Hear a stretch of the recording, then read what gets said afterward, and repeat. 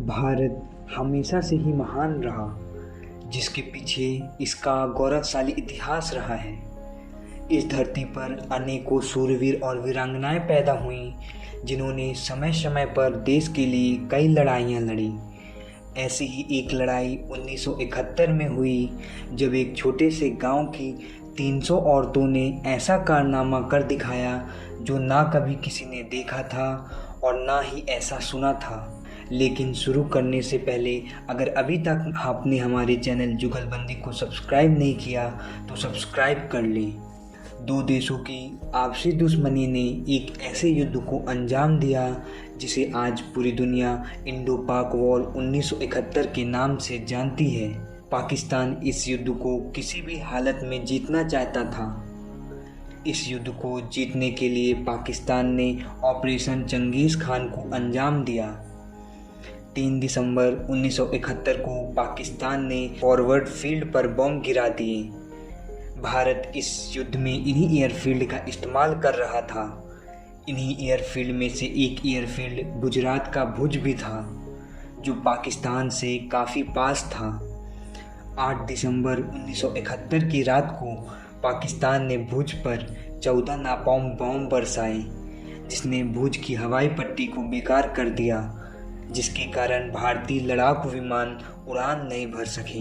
Indian air force ने हवाई पट्टी को जल्द से जल्द ठीक कराने के लिए बीएसएफ से मदद मांगी।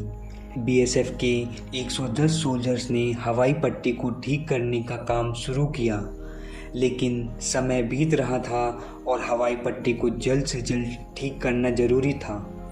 इस विपत्ति के समय पर इंडियन एयरफोर्स के जवानों ने स्थानीय लोगों से मदद मांगी, लेकिन युद्ध के खतरनाक माहौल में अपनी जान जाने के डर से सभी लोगों ने काम करने से मना कर दिया।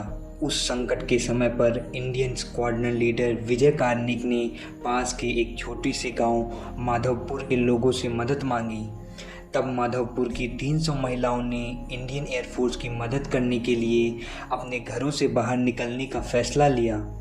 इन 300 औरतों में 2 वरिष्ठ अधिकारी, 50 भारतीय वायुसेना और 60 सुरक्षा कर्मियों के साथ मिलकर हवाई पट्टी को ठीक करने का काम शुरू किया। स्क्वाड्रन लीडर विजय कार्निक ने महिलाओं को सचेत कर दिया था कि अगर पाकिस्तानी लड़ाकू विमान के आने का साइरन बजे तो आप आसपास की झाड़ियों में जाकर छिप जाएं और खतरा टल जाने के बाद ही बाहर आएं। पहले दिन खाने की कमी होने के कारण सभी महिलाओं को खाली पेट ही रहना पड़ा, लेकिन कहते हैं मुसीबत के समय भगवान हमेशा साहसी लोगों का साथ देते हैं। अगले ही दिन पास के स्वामीनाथन मंदिर से सभी के लिए फल भिजवाए गए। इस तरह उन 300 औरतों ने दिन रात काम करके 72 घंटों में हवाई पट्टी को ठीक करने का असंभव कारनामा कर दिखाया। चौथे दिन शाम 4 बजे लड़ाकू विमान ने हवाई पट्टी से उड़ान भरी, जिसने इस युद्ध का परिणाम ही बदल दिया। इंडियन लड़ाकू विमान ने इतने बम बरसाए कि पाकिस्तान अपने घुटनों में आ गया। इस तरह हमारे प्यारे भारत ने इस युद्ध को जीत लिया।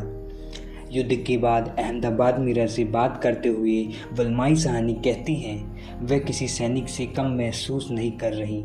साहनी कहती हैं कि 9 दिसंबर 1971 को जब उन्हें बम विस्फोटकों के बारे में सतर्क किया गया था तो महिलाओं ने सेना के वाहन में चढ़ने से पहले और हवाई पट्टी की मरम्मत करते समय अपनी सुरक्षा या अपने परिवार की सुरक्षा के बारे में एक बार भी नहीं सोचा। हम 300 महिलाएं थीं जिन्होंने वायुसेना की मदद करने के लिए अपने घरों को छोड़ दिया। अगर हम हवाई पट्टी की मरम्मत करते समय मर भी जाते तो यह एक सम्मानजनक मौत होती। वलमाई साहनी कहती हैं कि उनका बेटा 18 महीने का था जब उन्हें देश के लिए अपने बेटे को पड़ोसियों की देखभाल में छोड़ना पड़ा।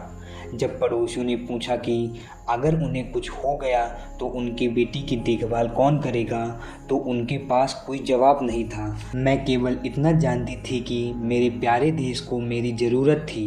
इन महिलाओं की अदम्य साहस और बहादुरी की याद में 2018 में माधवपुर गांव पर एक वीरांगना स्मारक बनवाया गया।